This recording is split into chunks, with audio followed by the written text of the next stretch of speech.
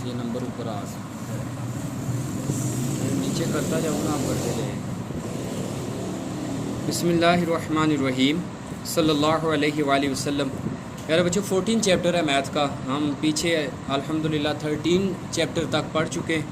आज 14 चैप्टर इसको सॉल्व करने की कोशिश करेंगे। आइए सबसे पहले हम स्मार्ट सिलेबस से इसकी डेफिनेशन कर लेते हैं रेशो की। इस चैप्टर का नाम ही रेशो प्रोपोर्शन है। तो रेशो की डेफिनेशन है the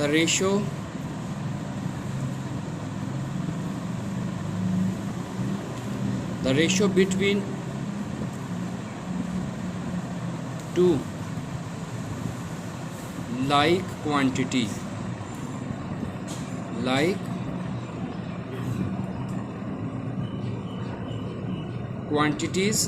is defined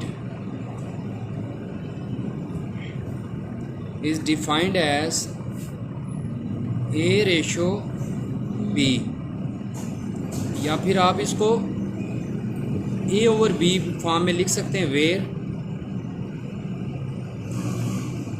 A and B are the element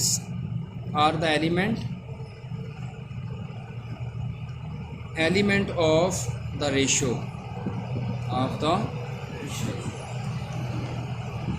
ये डेफिनेशन है बच्चों। क्या डेफिनेशन है? Ratio between two like quantities. Like mean एक जैसी क्वांटिटीज़ हों। यहाँ ये ए और बी क्वांटिटीज़ एक हों। अगर आप किलोग्राम में बात करें तो किलोग्राम में हो, अगर आप मीटर में बात कर रहे हैं तो दोनों मीटर में हों। अब ये ना हो कि एक यूनिट आप किलोग्राम की ले रहे हैं और एक आप मीटर में ले रहे हैं। क्वांटिटीज़ उसकी सेम हों। और वेयर ए और बी आर द एलिमेंट्स, इसको आप ए ओवर बी की फॉर्म में भी लिख सकते हैं, या फिर इसको आप ये डिवाइडेड बाई बी इस फॉर्म में भी लिख सकते हैं। यानी ए रेशो बी को आप इस फॉर्म में भी लिख सकते हैं, या फिर आप इस फॉर्म में भी लिख सकते हैं, ए ओवर बी। तो ये रेशो की डेफिनेशन है। आगे है हमारे पास प्रोपोर्शन की डेफिनेशन। ये स्मार्ट सिलेबस के अंदर है प्रोपोर्शन। प्रोपोर्शन की डेफिनेशन है proportion is defined,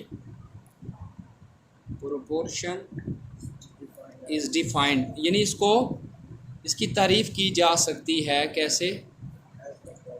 is defined as the quantity. Equality का मतलब है इक्वल। इक्वालिटी किसके दरमियान? इक्वालिटी ऑफ टू रेशोज, दो रेशोज के दरमियान। टू रेशोज जैसे ए रेशो बी फिर सी रेशो डी। अब इसमें बी सी डी ये क्या है? Are said to be in proportion. Are said to be in, यानी ये प्रोपोर्शन फॉर्म में है। ये ए रेशो बी की डेफिनेशन आप पीछे पढ़ चुके हैं। ये सी डी, यानी जब दो ये ratio proportion is defined as the equality, ये इक्वालिटी है ऑफ टू रेशियोज के दरमियान। इक्वालिटी जब होगी इसको हम क्या कहेंगे? प्रोपोर्शन। और A B C D are said to be in proportion, यानी आप ये प्रोपोर्शन फॉर्म में आ चुके हैं। ये चारों क्वांटिटी क्या है? ये क्वांटिटीज़, ये चारों क्या है? क्वांटिटीज़। और ये लाइक एक जैसी होनी चाहिए, सेम होनी चाहिए। अब हमारे पास नेक्स्ट डेफिनेशन है congruent triangle. Congruent triangle. Congruent से आप क्या होता है देखें, इसकी सिंबल क्या होती है? इक्वल, इसके ऊपर मद की तरह ये शेप, इसको कहते हैं कॉन्ग्रुएंट, अप्रॉक्सीमेटली इक्वल।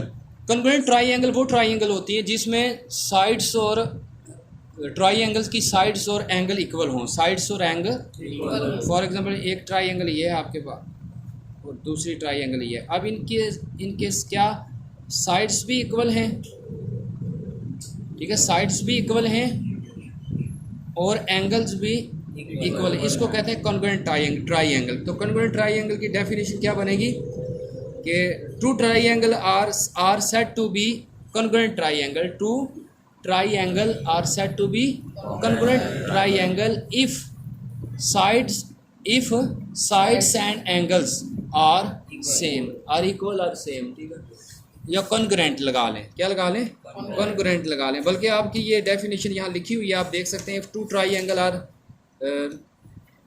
इसके आप देख सकते हैं समरी के अंदर ये आप डेफिनेशन वहाँ से आप लिख सकते हैं। मैंने आपको उर्दू में बता दिया कि कॉन्ग्रुएंट ट्राइंगल क्या होती हैं, कि जिसकी क्या हों, साइड्स इक्वल हों और एंगल्स इक्वल हों। अब नेक्स्ट हमारे पास है सिमिलर ट्राइंगल। सिमिलर में बच्चों क्या होता है, सिमिलर ट्राइंगल में और कॉन्ग्रुएंट ट्राइंगल में क्या फ़र्क है, इसमें फ़र्क देखें क्या है। सिमिलर के अंदर शेप तो एक जैसी होती है, यानी ट्राइंगल की शक्ल एक जैसी होती है, मगर साइज़ एक जैसा नहीं होता। शेप एक जैसा होता है मगर साइज़ एक जैसा नहीं होता। इसको हम कहते हैं सिमिलर ट्राइंगल। तो ये भी समरी के अंदर इसकी डेफिनेशन है, मैं लिख देता हूँ। To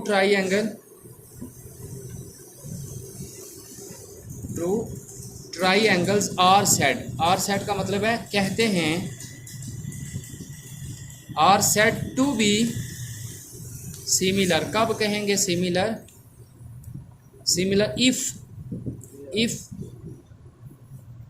if they are equiangular. क्या हो ये, यानी बराबर उसके एंगल हों एंड corresponding sides are